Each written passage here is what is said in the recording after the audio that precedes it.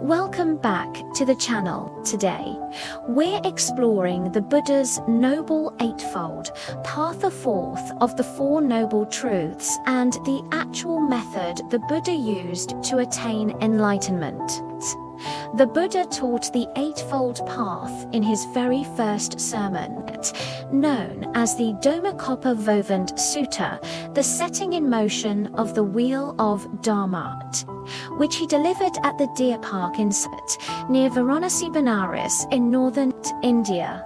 This occurred shortly after his enlightenment. Under the Bodhi tree in Bodh Gaya, the sermon was given to his 5 former ascetic companions who had previously abandoned him when he gave up extreme self-mortification. This isn't abstract philosophy. The Buddha called this path the way leading to the cessation of suffering. It's been tested and practiced for 2,500 years, and it's as relevant today as it was in ancient India. In the next 7 minutes, we'll break down all 8 factors exactly as the Buddha taught them in the Pali scriptures. Whether you're Buddhist or not, these teachings offer profound insights into living a more conscious, ethical, and peaceful life. In the Dhammapada, the Buddha introduced the Noble Eightfold Path as the middle way between extreme indulgence and extreme asceticism. He stated, "It is this Noble Eightfold Path that is right view, right intention, right speech, right action, right livelihood, right effort, right mindfulness, right concentration." The path is traditionally organized into 3 training categories: wisdom, pan-bright view, and right in ethical conduct, sla, right speech, right action, and right livelihood, mental discipline, samdhi, right effort, right mindfulness, and right concentration. These aren't steps you complete sequentially. They develop together, each supporting the others, like strands woven into a rope. Wisdom right view samdhiyashi. The Buddha taught in the Samdhihai Sutta that right view is understanding the 4 noble truths, knowing what suffering is, what causes it, that it can cease, and the path to its cessation. It also means understanding karma, that actions have consequences. The Buddha stated, there is what is given, what is sacrificed. There is fruit and result of good and bad actions. There is this world and the other world. There is mother and father. There are beings who are reborn spontaneously. There are good and virtuous recluses and Brahmins in the world who have themselves realized by direct knowledge and declare this world and the other world. Right view is seeing things as they truly are. Impermanent, unsatisfactory when clung to it, and without a permanent self. Right intention samsakapa. The Buddha defined right intention as threefold: intention of renunciation, intention of goodwill, and intention of harmlessness. This means turning away from sensual craving toward freedom, replacing ill will with loving kindness, and abandoning cruelty for compassion. Right intention is about the quality of our heart and mind, what we genuinely wish for ourselves and others. Ethical conduct, right speech, samvisi in the Kunda Sutta, the Buddha explained. And what is right speech? Abstaining from lying, abstaining from divisive speech, abstaining from abusive speech, abstaining from idle chatter. This is called right speech.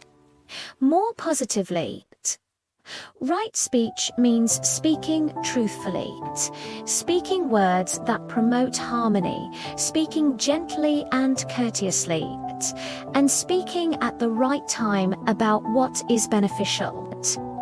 Ask yourself, is it true? Is it kind? Is it necessary? Is it the right time? Right action. Samkamanta right action means abstaining from killing living beings, abstaining from taking what is not given, and abstaining from sexual misconduct. The Buddha emphasized non-harming as foundational. In the Dhammapada, he stated, all tremble at violence, all fear death, putting oneself in the place of another. One should not kill, nor cause another to kill. Right action extends beyond just avoiding harm. It includes acting with compassion, generosity, and respect for all beings. Right livelihood. Samjaka, the Buddha, taught that right livelihood means avoiding trades that harm others.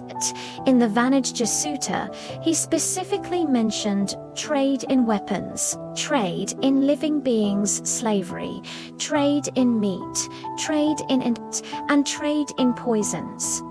Essentially, your livelihood shouldn't involve causing suffering to others. Earn your living through honest, ethical means that contributes positively to the world, or at least don't cause harm. Mental discip liner right effort. Sam Vyuma.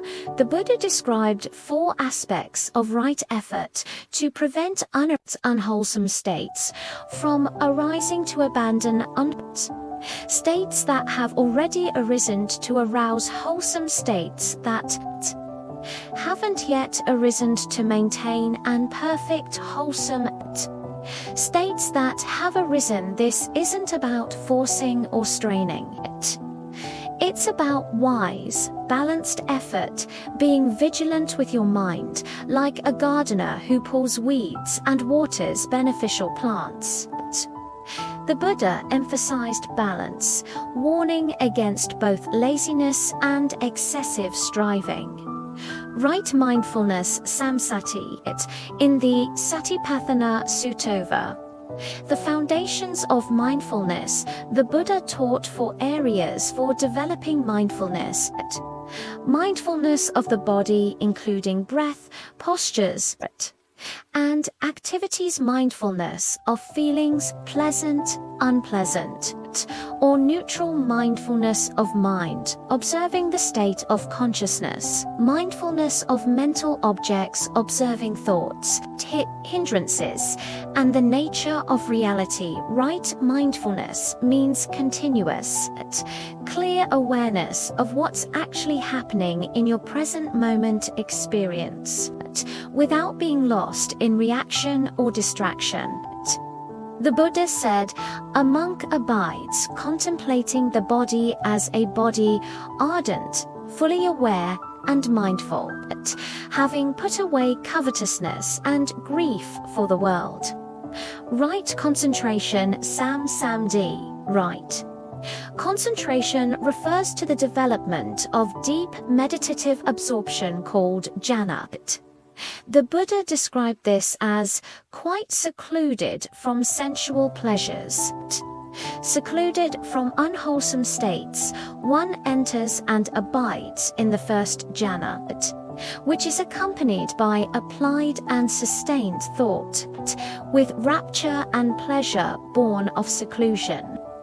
This unification of mind develops through meditation, typically starting with focusing on the breath or another meditation object.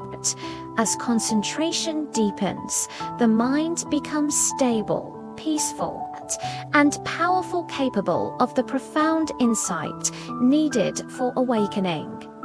The Buddha emphasized that right concentration is supported by all the other path factors, especially right mindfulness.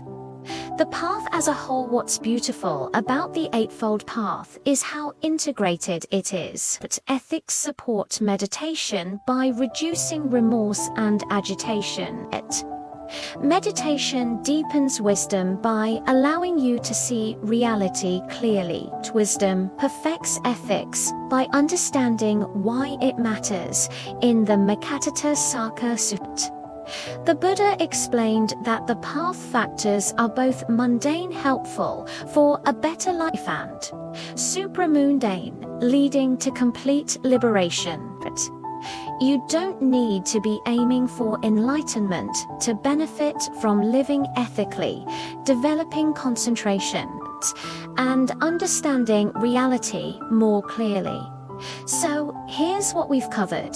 The Noble Eightfold Path is the Buddha's complete training system for ending suffering, wisdom, understanding reality correctly, and orienting your intentions toward freedom, goodwill, and non-harm. Ethics.